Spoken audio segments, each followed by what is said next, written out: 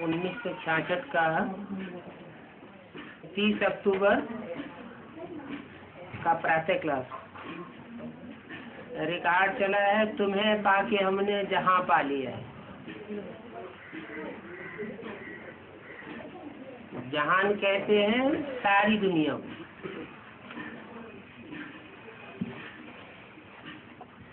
सारा जहां पा लिया है। किसको पाके? तुम्हें पाके। इसका मतलब कोई ऐसी हस्ती है जिसमें सारा जहान समाया हुआ है। गीत की अगली लाइन है, जमी तो जमी आसमां पा लिया है। उस जहान में जमीन भी है, आसमान भी है, और उस आसमान में जितने भी सितारे हैं, जितने भी ग्रह उपग्रह हैं, वो सब हमारी जानकारी में आ गए हैं। ऐसा कौन है जिसमें सारी सृष्टि समाई हुई है? ऐसा तो एक भगवान ही कहा जाता है। और उस भगवान के लिए गीतकार बोलता है कि हमने तुम्हें पा लिया है। अब जिसको भगवान ही मिल जाए उसे और क्या चाहिए? तो बोला, बाप बैठ बच्चों को समझाते हैं, क्योंकि तुम बच्चे अब धनी के बने हो। उससे ज्यादा धनी और कोई नहीं होता है। क्यों? शास्त्रों में तो बहुत भारी धनी का नाम है। बड़े से बड़े धनी का नाम है कुबेर। कहते हैं कुबेर तो बहुत धनी था, उससे बड़ा धनी न दुनिया में कोई हुआ है और न कोई होगा। तो कुबेर भी कोई दूसरा धनी होता नहीं है, वो कुबेर भी उस धनी का बनता है, तब वो कुबेर जैसा धनी कहा जाता है। उस धनवान में ही वो धनी बनाने वाला आता है, जिसे सुप्रीम सोल कहा जाता है। दुनिया जिसे भगवान गॉड फादर कहती है। बाकी जो भी मनुष्य मात्र हैं, उस धनी के अलावा जो भी मनुष्य मात्र हैं, वो सब निर्धन के हैं। एक है धनी देने वाला। इतना धन है उसके पास कि खूटता ही नहीं। शास्त्रों में उसके लिए बोला है, पूर्णमिदं पूर्णमदः पूर्णात् पूर्णम् उदच्यते पूर्णस्य पूर्णमादाय पूर्णमेवावशिष्यते। ఎంత తీసినా తరగని ఖని అది ఆ గని ఎంత తీసినా తరగది। वो है तो ज्योति बिंदु, छोटा सा बिंदु है। जैसे हमारी तुम्हारी आत्मा भी ज्योति बिंदु है, लेकिन वो बिंदु जिसे शून्य कहा जाता है, जीरो कहा जाता है, वो अपने में पूर्ण है। कहते हैं उस पूर्ण में से पूरा ही निकाल लो, ऋण कर दो, माइनस कर दो, तो भी पूरा ही बचा रहता है। ऐसा क्या है? ऐसा वो भगवान है जिसका धन कभी खूटता नहीं है। जैसे सागर के लिए कहा जाता है कि सागर में कभी जल खूटता नहीं है। तो वो एक ही धनी है और बाकी सब मनुष्य मात्र निर्धन की है। क्यों? क्योंकि वो एक ही ऐसा है जो सदा काल के लिए इच्छा मात्र अविद्या है। कभी कोई इच्छा नहीं करता, किसी से कोई भी कुछ भी लेने की इच्छा नहीं करता। वो दाता है, देने वाला है, लेने वाला नहीं। वो सुख भी नहीं भोगता, वो सुख दाता है, सुख खुद नहीं भोगता, स्वयं सुख में नहीं आता, स्वर्ग में नहीं आता, स्वर्ग के सुखों को भोगता भी नहीं, लेकिन सुखों का दाता है। माना स्वर्गीय सुख, जन्नत के सुख मनुष्यों को देता है, मनुष्यों को देवता बनाता है। घर में बच्चे आपस में लड़ते हैं तो उन बच्चों से कहा जाता है तुम्हारा कोई धनी धोरी नहीं है क्या? तुम्हारी कोई संभाल करने वाला नहीं है क्या? क्यों लड़ते झगड़ते हो? तो इसे कलयुग की दुनिया में सब मनुष्य मात्र कैसे बन जाते हैं? ऐसे बन जाते हैं जिनका कोई धनी धोरी नहीं होता। उनका धनी कौन है? उनको संभालने वाला कौन है? ये बात उनकी बुद्धि से बिल्कुल निकल जाती है। अब तो सारी दुनिया के मनुष्य मात्र लड़ते झगड़ते रहते हैं। अब माने कब? कलयुग अंत में सारी दुनिया निर्धन की हो चुकी है। किसी को अपने उस धनी का पता नहीं रहता।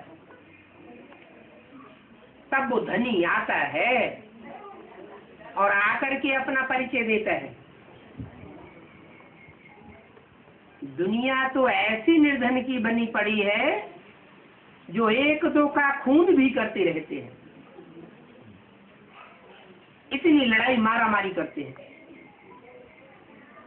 माँ बाप भी एक दो का खून करते हैं। बाप आकर समझाते हैं ये काम विकार तुम्हारा महाशत्रु है,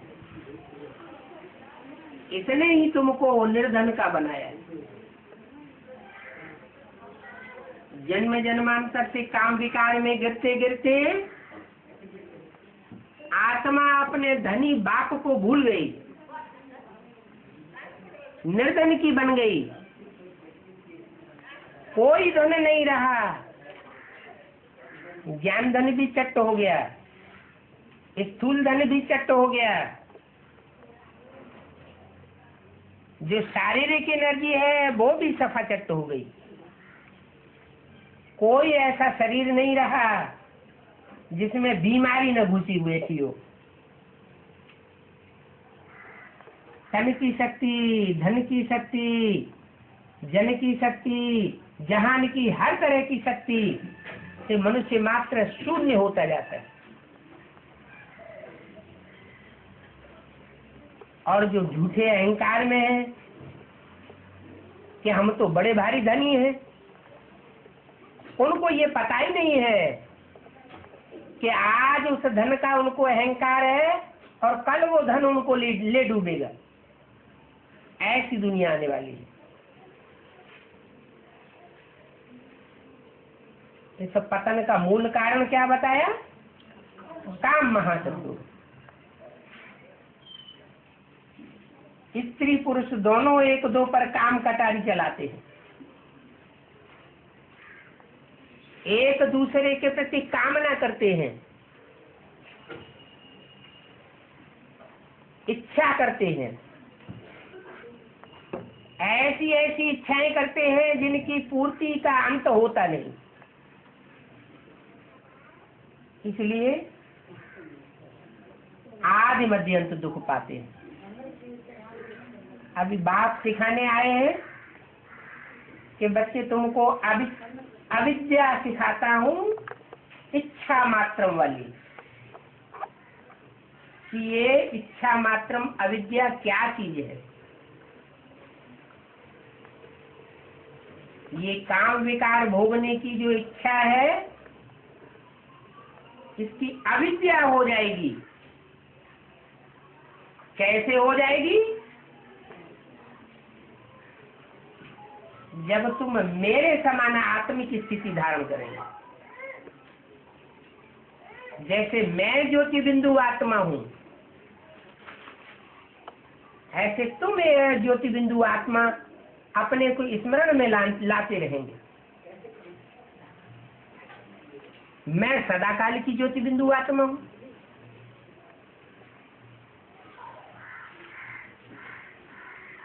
तुम भी ज्योति बिंदु आत्मा थे। जब आत्मा बने थे, संपूर्ण आत्मा बने थे, तो आत्माओं के लोक में जाकर के निवास करने लगे थे। जो मेरा धाम था वही तुम्हारा धाम था। तुम मेरे बच्चे बन गए थे। उस ऊंची स्टेज से, उस शांति धाम की स्टेज से, उस ब्रह्मलोक की स्टेज से जब तुम नीचे आए, इस सृष्टि पर आए, तो सृष्टि के 5 तत्वों ने तुमको पकड़ लिया। जिन 5 तत्वों से तुम्हारा शरीर बनता है, जिस शरीर में जन्म जन्मांतर तुम आवेश करते आए, वो 5 तत्वों का शरीर तुमको अब तक जकड़ता चला आया। तुम अपने को शरीर समझ गए थे, वो 5 तत्वों का पुतला समझ बैठे। 5 तत्वों का पुतला समझने से देह के सुख को ही तुम बड़ा भारी सुख समझते हैं। अभी भी देह का सुख छूटता है।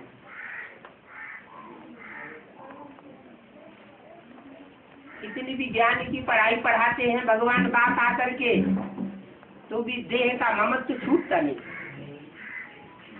इस दुनिया में सबसे जास्ती प्यार किसके साथ होता है? अपनी देह के साथ। फिर देह के जो भी संबंधी है नंबरवार, उन संबंधियों से प्यार होता है,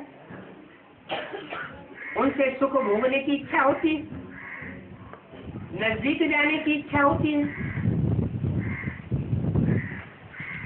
ये इच्छाएं क्यों होती है? क्योंकि अपन को आत्मा समझना भूल गए, देह के भाने में आ गए। अभी बाप कहते हैं ये तुम देह का सुख और देह का सुख ये कब से भोगते आए? 5000 साल तुमको हो गए।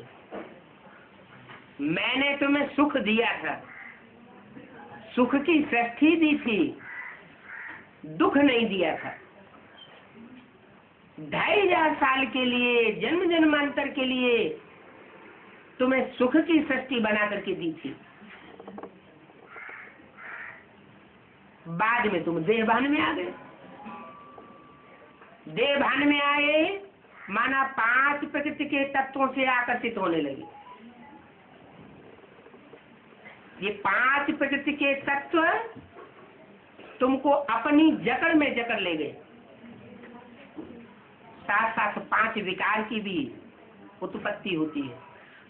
काम, क्रोध, लोभ, मोह, अहंकार,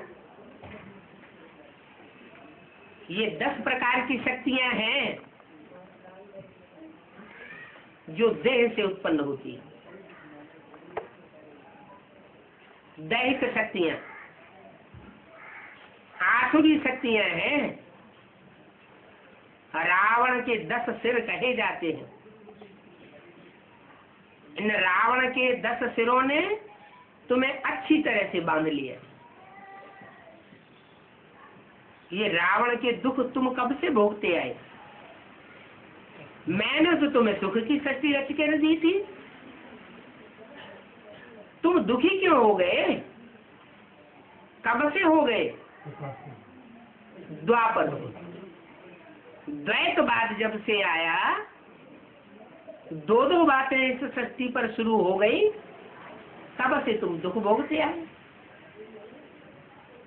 मैं तो तुम्हें अद्वैत की दुनिया में भेजा था।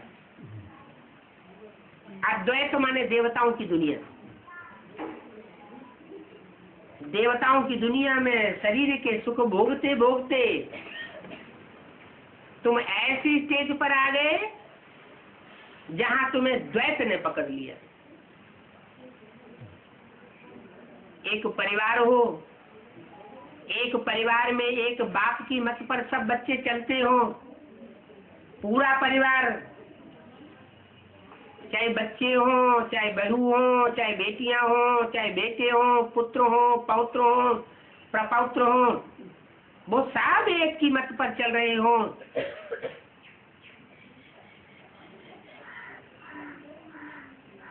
तो प्योरिटी कही जाती है। जिस प्योरिटी से यूनिटी माना वो संगठन शक्ति सुख का सृजन करती है। कोई प्रकार का लड़ाई झगड़ा नहीं होता, क्योंकि एक को सब मानते हैं परिवार में। ये सारी दुनिया भी भगवान ने आकर के कभी एक कुटुंब बनाया था। सारी दुनिया को मिलाकर के एक कुटुंब, एक परिवार बनाया था, जिसकी यादगार आती है शास्त्रों में, वसुधैव कुटुंबकम। सारी वसुधा, सारी पृथ्वी हमारा कुटुंब है। मनुष्य मात्र सब उस परिवार के भांति थे, तो सब सुखी हो गए थे। फिर द्वापर युग से क्या हुआ? द्वैत शुरू हो गया। द्वैत माने 2 मतें शुरू हो गई। इब्राहिम आए, उन्होंने अपनी अलग मत चला दी। क्या मैंने तुम्हें सिखाया था? ऐसा प्यार अब विचारी करना सिखाया था जहां की दुनिया में एक का प्यार एक के साथ जन्म जन्मांतर तक स्थायी होता था। एक जन्म की बात नहीं, अनेक जन्मों तक एक का एक के साथ प्यार रहता था। प्यार बंटता नहीं था। प्यार बट जाता है तो कहते हैं दिल के टुकड़े टुकड़े हो गए। मैंने तुम्हें ऐसा प्यार करना सिखाया था, अखंड प्यार, जन्म जन्मांतर के लिए अविचारी प्यार सिखाया था। जब द्वापर शुरू होता है तो द्वैत फैलाने वाले द्वैतवादी धर्म पिताएं वो आकर के तुम्हारी बुद्धि में घोटाला डाल देते हैं। वो एक का प्यार उस द्वापर युग से खलास होने लगता है। एक की मत पर चलते रहे तो अद्वैतवाद देवताओं का राज्य था, और दूसरे की मत पर चलना शुरू किया तो द्वैतवादी दैत्यों का राज्य आ गया। दैत्यों के राज्य में सब दैत्य बनने लगे। दैत्यों का काम होता है व्यभिचारी बनना और व्यभिचारी बनाना।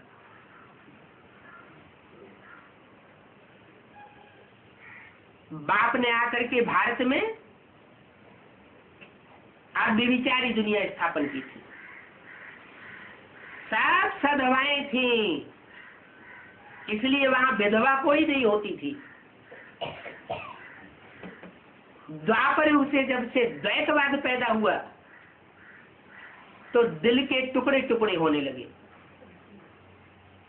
जब दिल के टुकड़े होते हैं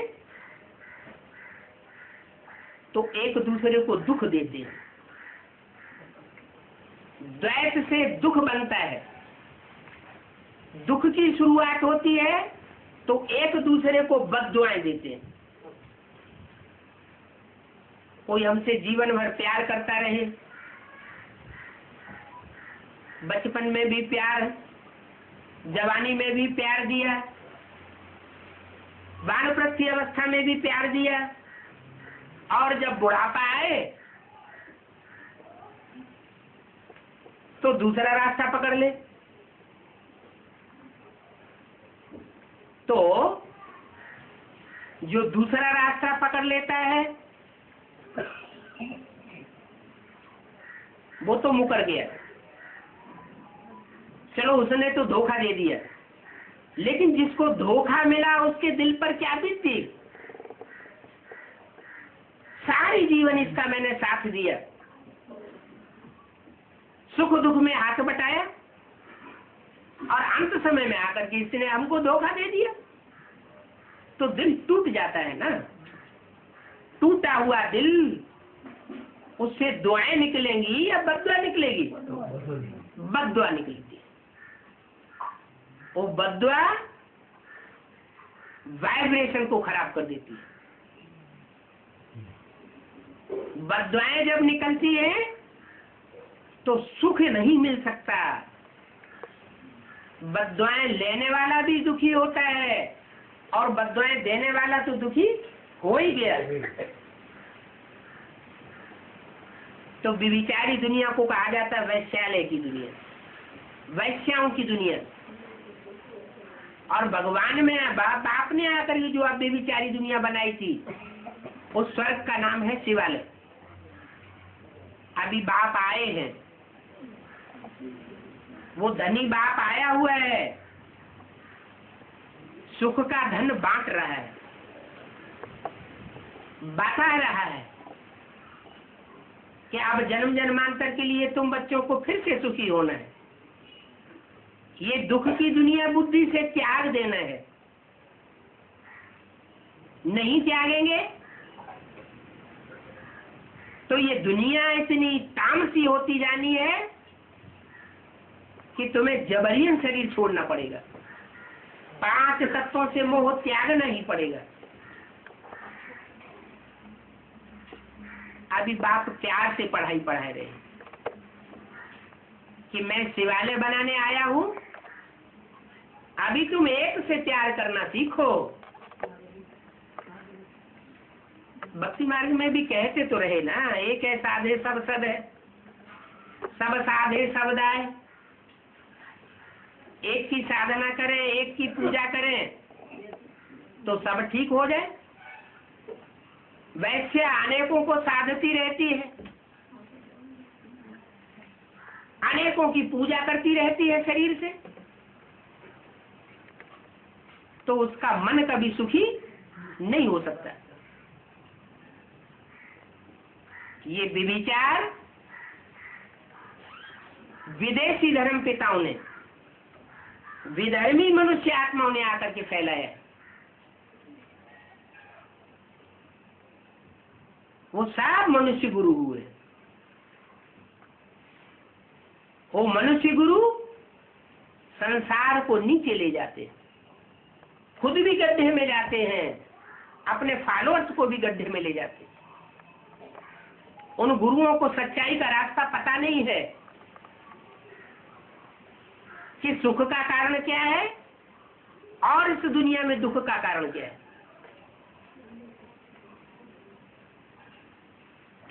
अभी तुमको पता चल गया कि शांति क्या चीज है और सुख क्या चीज है। कहाँ से शांति मिलती है? क्या जंगल में जाने से शांति मिलेगी? सन्यासी तो घर बार छोड़ करके जंगल में चले जाते। घर बार छोड़ दिया तो घर बार छोड़ने से क्या मन बुद्धि ने घर बार को छोड़ दिया? स्थूल शरीर से अलग हो गए, मन बुद्धि तो वही अटैच बनी रहती है, वही पत्नी बाल बच्चे याद आते रहते हैं। तो भले स्थूल रूप में उन्होंने छोड़ दिया और मन बुद्धि से याद करते रहते हैं जंगल में जाने के बावजूद भी, तो अंत मते सुगति हो जाती है, फिर वहीं जाकर के जन्म लेना पड़ता है। तो ऐसे शांति नहीं मिलती। उनको तो कुछ भी पता नहीं है कि सुख शांति कब होती है और कौन देते हैं। तीर्थों पर किस लिए जाते हैं वो तो कोई जानते नहीं है। जन्म जन्मांतर तीर्थों पर धक्के खाते आए और धक्के खाते खाते नीचे गिरते आए, ठोकरे खाते खाते आत्मा दुर्गति को पाती गई। उन भक्तों ने सिर्फ सुना है कि ये भक्ति करने से भगवान मिलता है, तीर्थों पर धक्के खाएंगे, मंदिरों के चक्कर काटेंगे, गुरुओं की भक्ति करेंगे तो हमें भगवान मिल जाएगा। कहते हैं कि भक्ति करने से भगवान मिलता है, सिर्फ कहते हैं कि भगवान मिलता है, लेकिन भगवान को जानते बिल्कुल नहीं। अगर भगवान को जान जाए तो भक्ति करना ही छोड़ दे, क्योंकि भक्ति में जो भागना करना होता है उस भागने से बुद्धि कभी स्थिर नहीं होती। बुद्धि स्थिर तभी होती है जब बुद्धि की एकाग्रता की प्रैक्टिस की जाए, और वो प्रैक्टिस पक्की तभी होगी जब ये बुद्धिमान को ये पता लग जाए, बुद्धि रूपी आत्मा को ये पता लग जाए कि श्रेष्ठ से श्रेष्ठ दुनिया में कौन है, कोई वस्तु है या व्यक्ति है जो श्रेष्ठ से श्रेष्ठ है, जो सर्वशक्तिवान है, जिससे हमें सबसे ज्यादा प्राप्ति हो सकती है।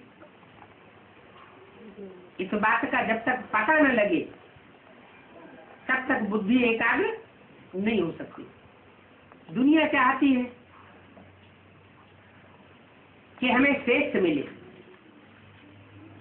अच्छे से अच्छा संग मिले, बुरा तो कोई नहीं चाहता। सब शक्ति चाहते हैं, शक्ति के ही सब पुजारी हैं, और आत्मा को जब सर्वशक्तिमान की महसूसता हो जाए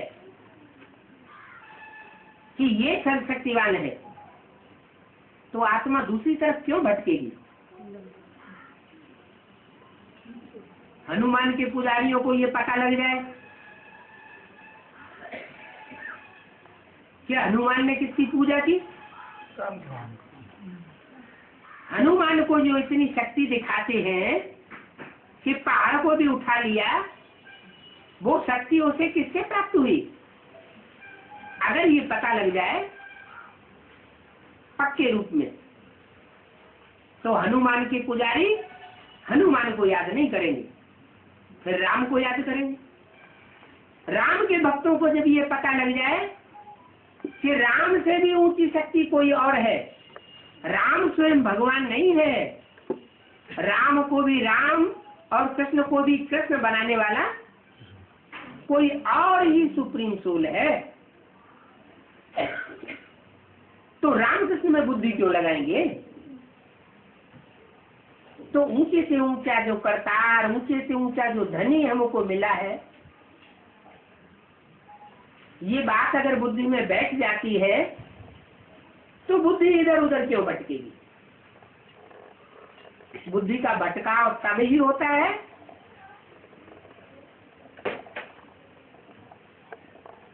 जब बुद्धि को सही रास्ता नहीं मिलता, सही पहचान नहीं होती। जैसे नाव डूबने लगती है, नाव डूबती है और किसी को नाव के डूबने के बाद जो तिनके के सहारे जिनको जैसे मिलते हैं उन तिनकों का सहारा ले लेते हैं। जैसे चींटियां होती है ना, तो पानी बहता जाता है, कोई लकड़ी आई तो कीड़े ने उस लकड़ी का सहारा ले लिया। ऐसे ये भवसागर है, विषय सागर की दुनिया है। इस विषय सागर की दुनिया में शरीर रूपी नवैया सब की छूटने वाली है, डूबने वाली है। किसी की नवैया सदा काल इस सृष्टि पर रहती नहीं है, सबको पता है। तो जब लोगों को पता चल जाए कि नैया डूबने वाली है, ये शरीर रूपी नैया डूबने वाली है, तो क्या करेगा? कोई न कोई सहारा ढूंढे। तो ऐसे ही इस दुनिया में सब सहारा ढूंढ रहे हैं। कोई तिनकों का सहारा पकड़ लेते हैं। तो जितने भी मनुष्य गुरु हैं वो सात तिनके के समान निर्धन के हैं।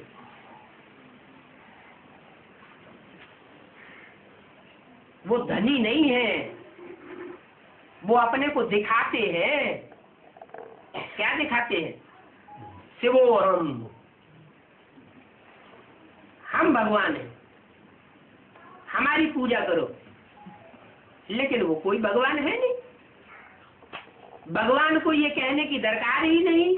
क्या शिवो हम, कि मैं शिव हूँ, मैं इस सृष्टि का कल्याण करने वाला हूँ, मैं भगवान हूँ। भगवान अपने मुख से कभी नहीं कहेगा क्या कि मैं भगवान हूँ। थोथा चना बाजीगन, चना जब खोखला हो जाता है ना तो आवाज करता है। गगरी है, कलश है, कलश खाली होता है तो बहुत छलक मारता है, भरा हुआ होता है तो छलकता नहीं। ऐसे ही बादल हैं, कोई बादल बहुत गरजते हैं, काले काले घुमड़ते हैं, जैसे लगता है कि बहुत बरसेंगे। तो भगवान कभी गरजता नहीं, मुख से गरजता भी नहीं है, और कोई ऐसे कर्म भी नहीं करता जिससे लोग चमत्कृत हो जाए, चकाचौंध हो जाए। जैसे कोई गुरु होते हैं, जबरदस्त पर्सनालिटी बनाने की कोशिश करते हैं, बड़े बड़े बाल खड़े हुए हैं। कोई भक्त आएगा तो पूछेंगे बताओ तुमको क्या चाहिए, तो कहेंगे गुरुजी प्रसाद में हमें लड्डू चाहिए, पेड़ा चाहिए। अच्छा मुट्ठी बंद करो, खोलो, तो लड्डू आ जाता, पेड़ा आ जाता।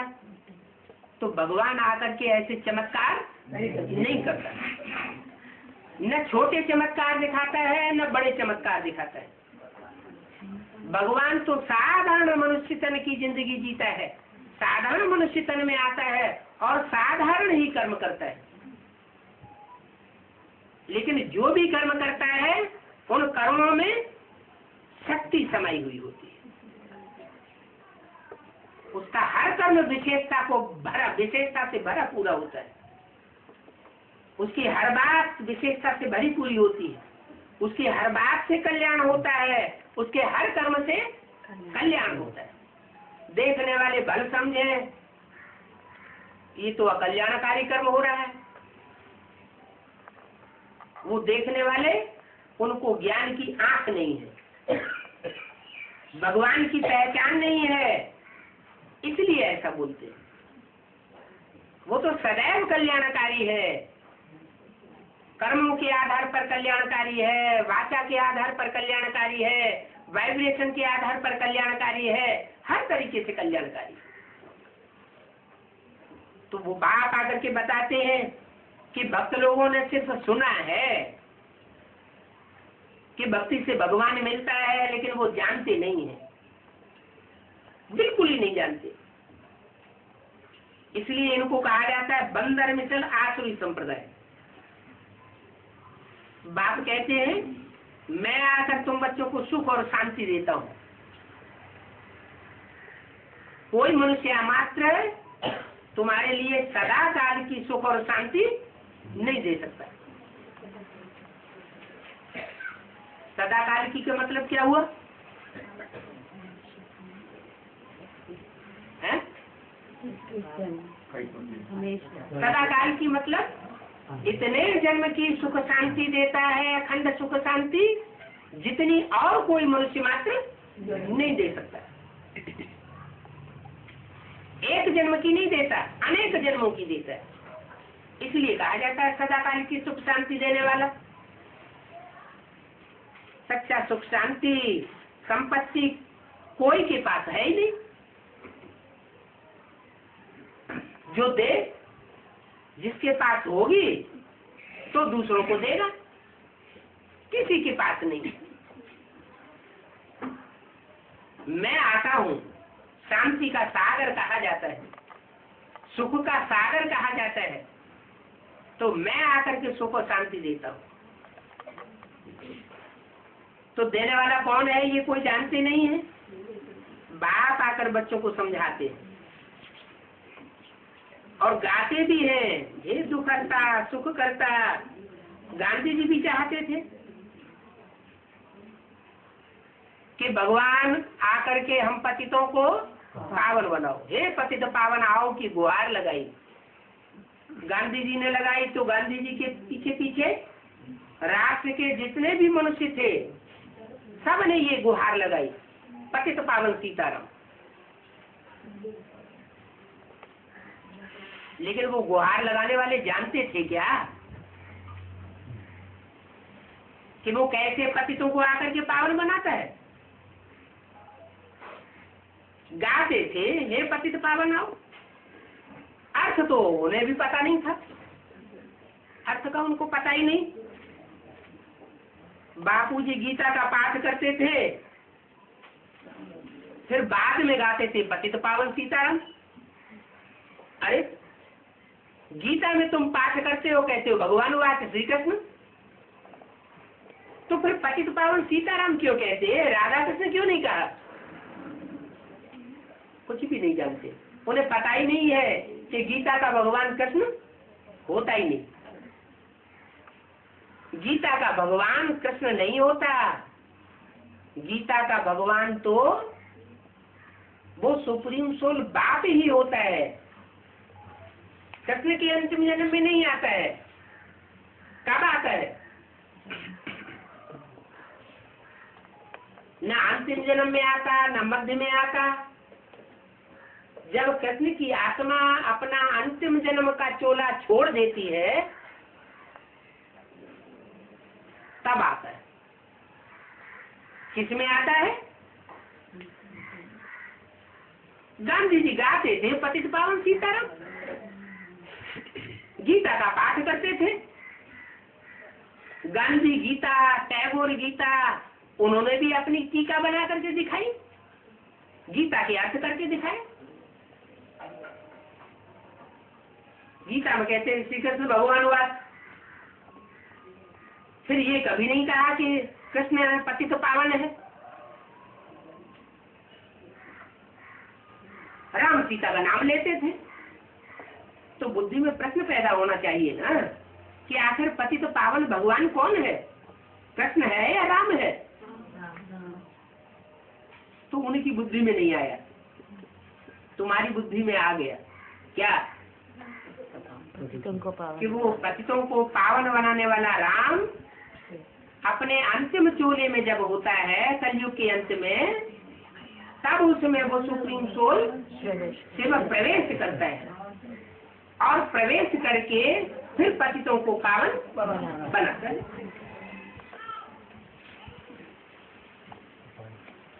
तो वो तो गाते रहते हैं, समझते कुछ भी नहीं है कि हम क्या कहते हैं और क्या गाते हैं और किसको पुकारते हैं। सीता कौन है, राम कौन है। अब एक सीता की तो बात नहीं, बाप क्या कहते हैं, तुम सब सीताएं हो, चाहे स्त्री चोले में हो और चाहे पुरुष चोले में हो, तुम सब सीताएं। वो कहते हैं रघुपति राघव राजा राम, रघुपति राम की सीता, जिसको भगवान राम भगवती सीता कहते हैं। अब देखो मनुष्य की कितनी इडियट बुद्धि बन गई। राम को भगवान कहते, सीता को भगवती कहते। ये ऐसी बुद्धि क्यों बन गई? भक्ति करते करते बुद्धि पावन बनी या पतित बनी? इस भक्ति से क्या फायदा है, क्या मिला? मिलता तो कुछ भी नहीं। ये भक्ति मार्ग की सामग्री सब ड्रामा में लोग, द्वापर से लेकर के रावण राज्य शुरू होता है। क्या फिर वही बात कि द्वैतवाद जब शुरू होता है तो रावण राज्य शुरू होता है। रावण राज्य माने दसियों का राज्य। 10 गुरु बैठ करके अपनी अपनी भाषा सुनाते हैं, अपनी भाषणबाजी सुनाने लगते हैं। उन 10 गुरुओं में बुद्धि बिखर जाती है। द्वैतवाद से अनेकों बाद चालू हो जाते हैं। कोई की बुद्धि कहाँ भटकती है, कोई की बुद्धि कहाँ भटकती है, एकाग्रता तो आती नहीं। तो ये द्वापर से रावण राज्य शुरू होता है। मनुष्यों को ये पता ही नहीं है कि रावण की चीज क्या है। चित्र बनाते रहते हैं। अरे चित्र बनाते हैं तो पता होना चाहिए ना, लेकिन चित्र कैसे बना लिया? मनुष्य को पता होना चाहिए कि चित्र जरूर कोई ऐसा चरित्र करने वाला हुआ है जिसकी यादगार में ये चित्र बनाया है। तो 10 सिर का कोई आदमी हुआ क्या? 10 सिर का कोई आदमी नहीं हुआ। वो गुरु गुरु मिलकर के सब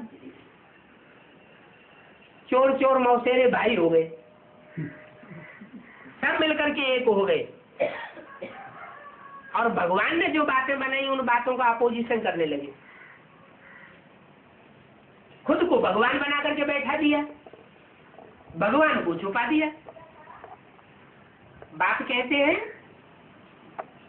अब इन गुरुओं को मारो गोली।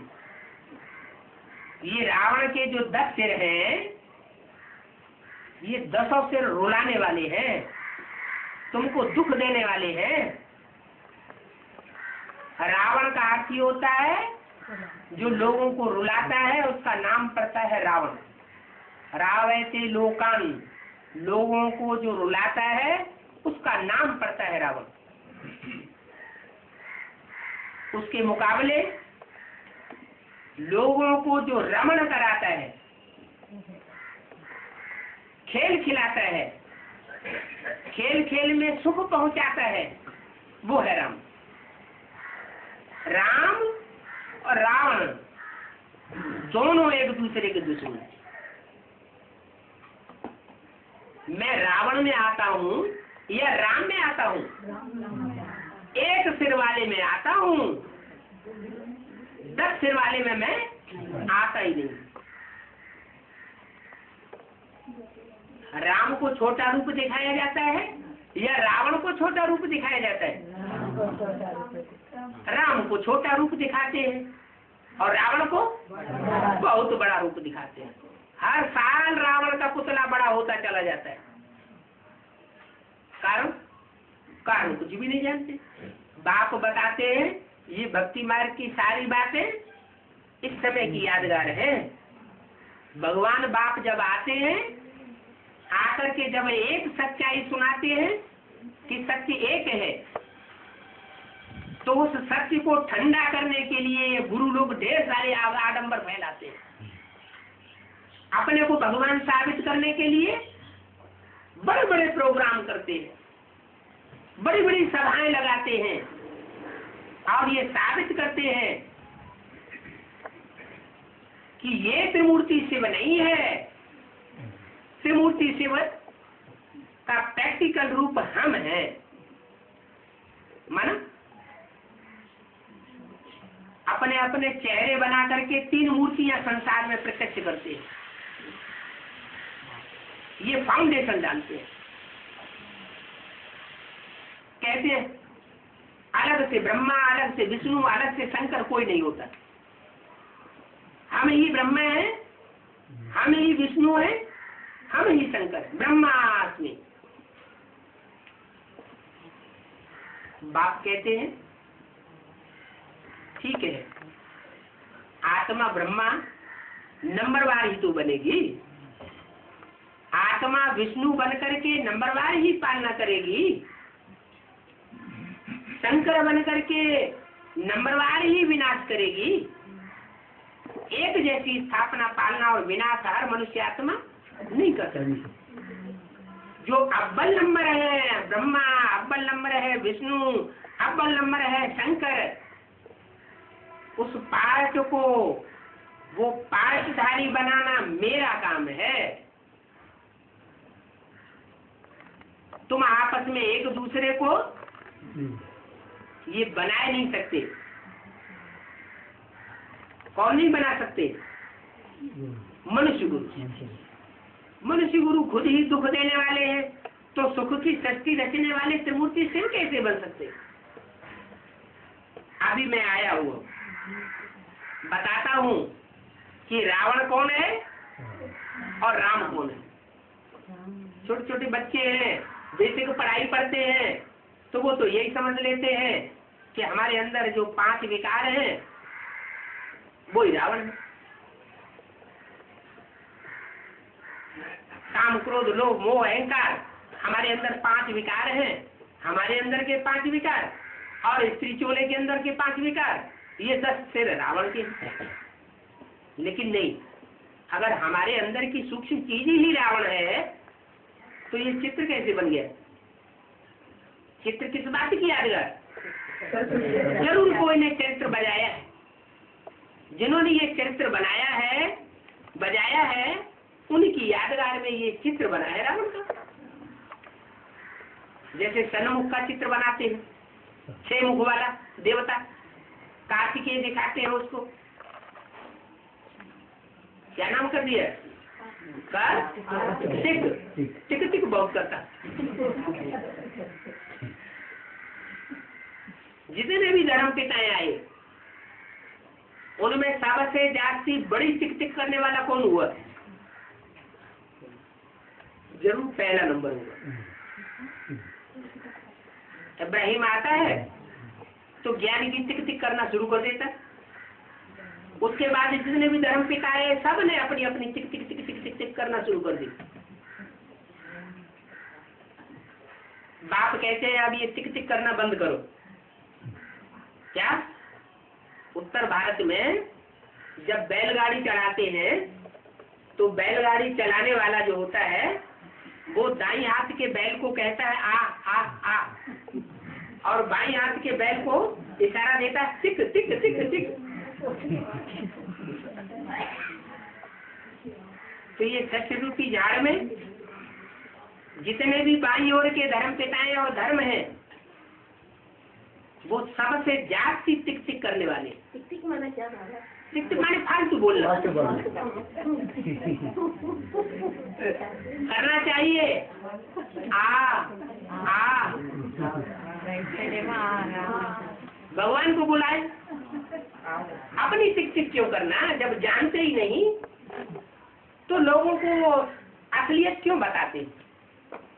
असलियत को जानो तो दूसरों को बताओ। सच्चाई क्या है जब तुम्हें खुद ही पता नहीं है तो दूसरों को क्यों बताना?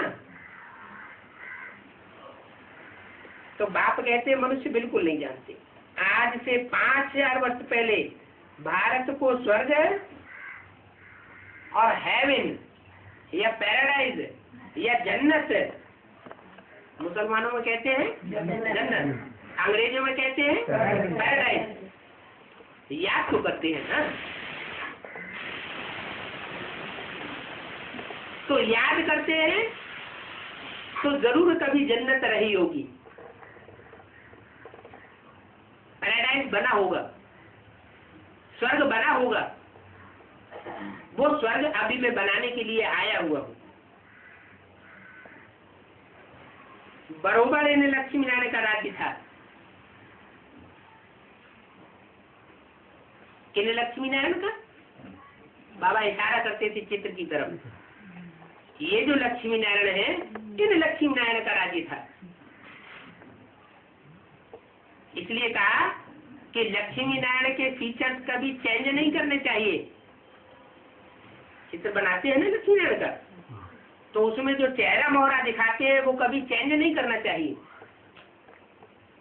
लेकिन फिर बाद में क्या हुआ है? जो भी आए बनाने वाले, उन्होंने वो अपने अपने तरीके से उनका मुखड़ा चेंज कर दिया। सेकंड नारायण आता है तो वो अपना मुखड़ा अपना इजाद करता है, वो अपने को साबित कर देता है हम लक्ष्मी नारायण। तीसरा नारायण आएगा, वो तीसरे तरह का फीचर बना देता है। चौथा नारायण आया, वो अपने तरह का फीचर बना देता है। तो जितने भी कम कला वाले नारायण हैं, संगम युग में आकर के पार्ट बजाते हैं, वो अपने अपने तरीके के फीचर्स वाले लक्ष्मी नारायण के चित्र बना देते हैं। बाप कहते हैं ये सब अधूरे हैं।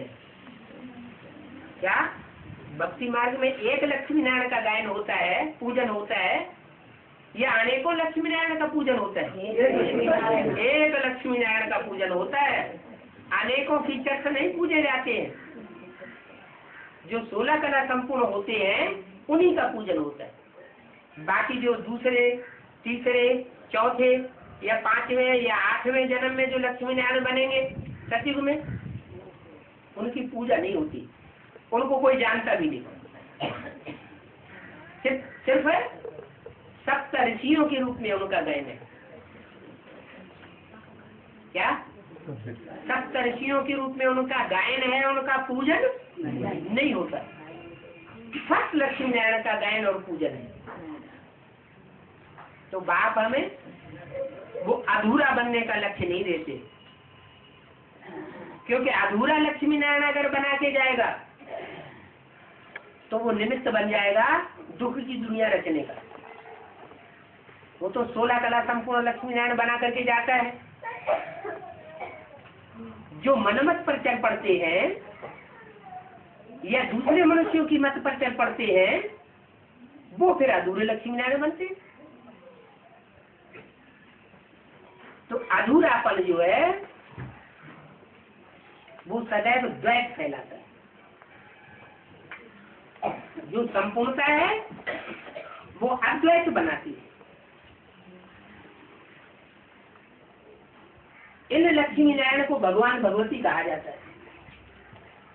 इन लक्ष्मी नारायण, उन्होंने लक्ष्मी नारायण को जो चित्र बनाए हैं मनुष्य गुरुओं ने, अलग अलग फीचर्स वाले, उनको भगवान भगवती नहीं कहा जाता। क्या भगवान आवेंगे तो क्या बनावेंगे? अरे डॉक्टर पढ़ाई पढ़ावेगा तो क्या बनावेगा? डॉक्टर बनावेगा। इंजीनियर आकर के पढ़ावेगा तो क्या बनावेगा? इंजीनियर बनावेगा। तो भगवान आकर के क्या बनावेगा? भगवान भगवती आकर बनाता है। तो जो फर्स्ट लक्ष्मी नारायण है सतयुग के, राधा कृष्ण जैसी है देवी देवताओं को जन्म देने वाले हैं, वो है नर से डायरेक्ट नारायण बनने वाले।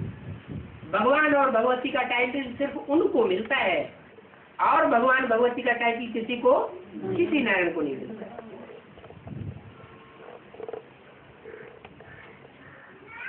तो सतयुग में होते हैं भगवान भगवती। एक टाइटल प्राप्त करने वाले देवताओं का राज्य। क्या सतयुग में जितने भी देवताएं होंगे, जितनी भी डायनेस्टी चलेंगी, वो किससे प्राप्ति करती है? जो फर्स्ट लक्ष्मी नारायण बनते हैं, नर से नारायण, उनसे प्राप्ति करती है। वो होते हैं भगवान भगवती प्रैक्टिकल साकार में, और बाकी सब होते हैं देवता। तो भगवान ऊंचा या देवी देवता है ऊंचे? भगवान भगवती ऊंचा हुआ, ऊंचा टाइटल हुआ, और देवी देवताएं नंबरवार होते हैं। देवी देवताओं से फिर नीचे गिरते हैं तो क्षत्रिय बनते हैं, त्रेता द्वापर में वैश्य बनते हैं, विशेष बन जाते हैं। विशेष माने विकारी, क्या विपरीत कर्म करने वाले, कार्य माने कर्म, कर्म करने वाला, और वे माने विपरीत। भगवान ने जो कर्म सिखाया था उस कर्म के विपरीत आचरण करने वाले बन जाते हैं, तो कहा जाता है द्वापर से बन गए विकारी।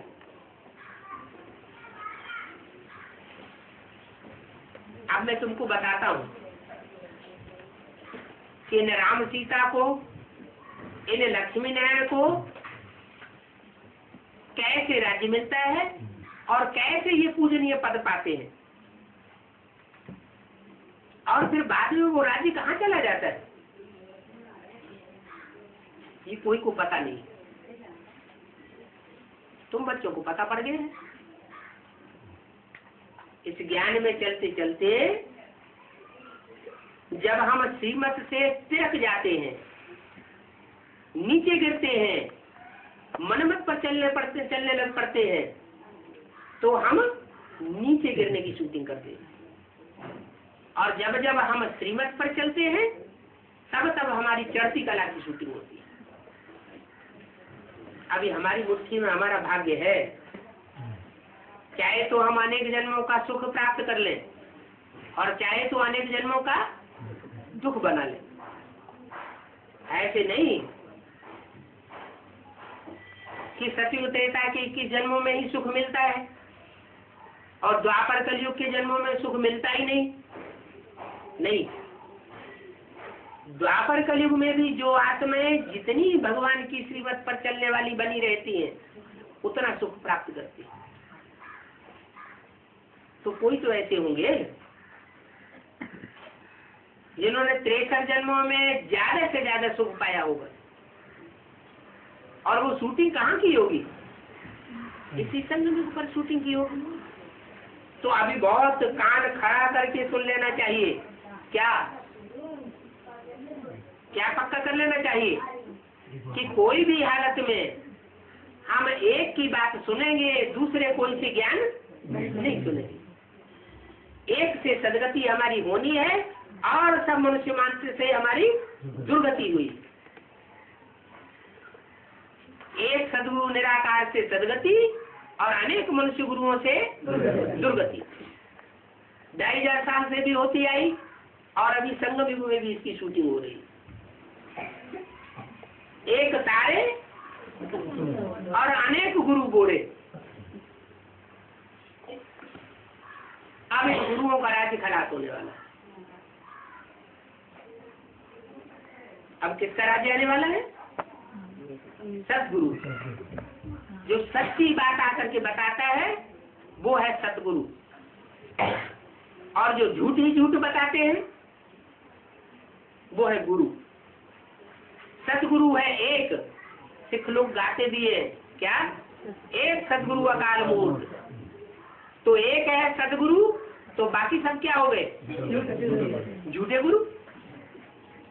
क्योंकि सत्य गुरु तो एक ही है, वो ही सच्ची बात सुनाता है, वो सत्युग स्थापन करता है, सत्युग स्थापन करता है, सत्य सुनाता है, और सत्य खाना सिखाता है।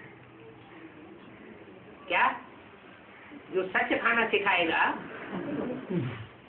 तो चोरी चकारी करना सिखाएगा क्या? नहीं। सच्चा खाना और सच्चा लेना और सच्चा देना, ज्ञान रतन की सच्चाई है। ईश्वरीय जो ज्ञान रतन मिल रहे हैं वही सच्चाई है। उस सत्य का लेन देन करना हम ब्राह्मणों का फर्ज है, धंधा है। और सब धंधों में अब नुकसान होने वाला है, क्या हो भी रहा है, हो रहा है। और आगे चल के सारे धंधे बिल्कुल चौपट हो जाएंगे। क्या अंत तक ये सच्चाई का धंधा चलता रहेगा। ओम शांति।